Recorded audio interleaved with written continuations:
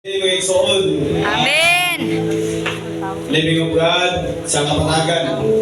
Ako ni si Robert ginitaran tagabuhol. Ang dapat lang ko dire para testimony nako ang unsa ka maayo, unsa ka may pagmawon ang atong buhi nga Dios. Amen. Kaniadto sa dili pa ko membro din sa Spirit New Christian Spirit Church headed by man of God Rojan Dion. Usa ko ka bularyo sa una. Usa ko kapitiler nga gitawag ko sa akong henerasyon. Kapag mission ko, kapag tabang sa mga katawan, pinigugupa dahil ko sa kalaban. Giputahan, gilimbungan, gilitag. Nagatuo ko iya yun sa Diyos. Nga ako gigamit ng mga orasyon, mga habak, ang giganting, kapag hatag, kapag sapok sa mga katawan, kapag pasukot sa mga katawan. Pero sa likod, nalimbungan dahil ko sa kalaban.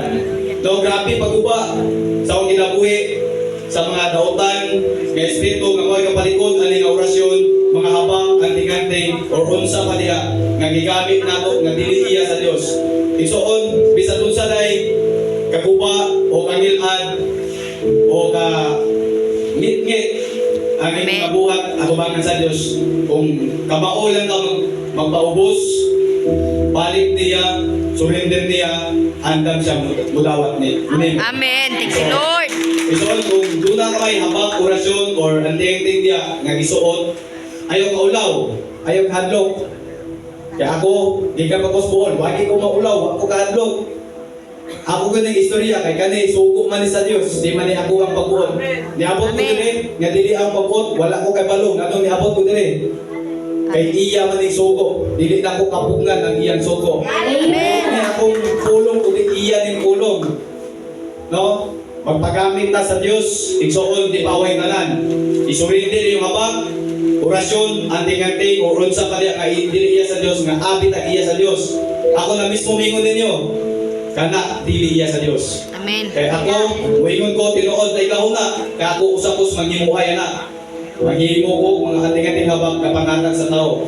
Apan ang gahuma na iya sa pangalibutanon nga mga espirituanon. Amen. Dili iya sa Dios. Tinuod, tay kahong, maningil na, inig, mutabang pilmiro, pero katapusan maningil. Bilang ikaw tinglon, pati imong pamilya, imong anak, anto sa imong kapuhan. No, maling tawag o courses, general course, sumpang na dina. Kung gusto ka magagawas anang nga problema, anang nga gapo sa kalaban, igsoon, isurrender sa kubangan. Amen. Eh kung isurrender kasi mong abang, sama nga, isurrender ako kasi mong dalag. Nga to sa puwi nga Diyos. Amen. So, nag-ingot ka siya sa Bible, na ko issue ni mga pulong, kaya dili ko niya akong pagbubuot nga,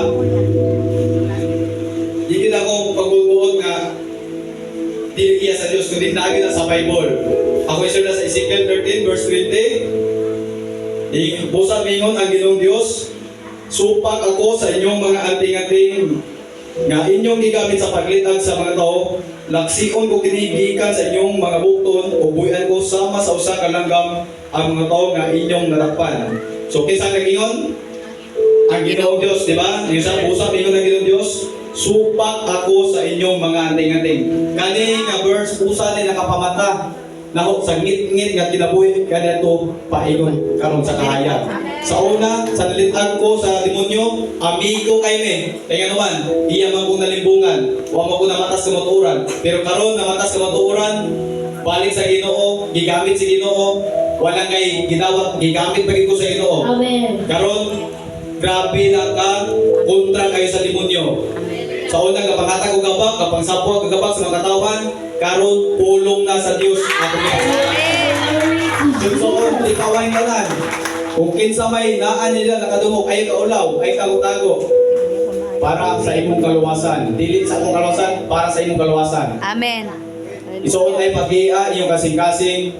Kung nakadungog ka man sa pulong sa Dios, kaya dinun siya diri sa kasulatan. Naa sa Hebreo 3,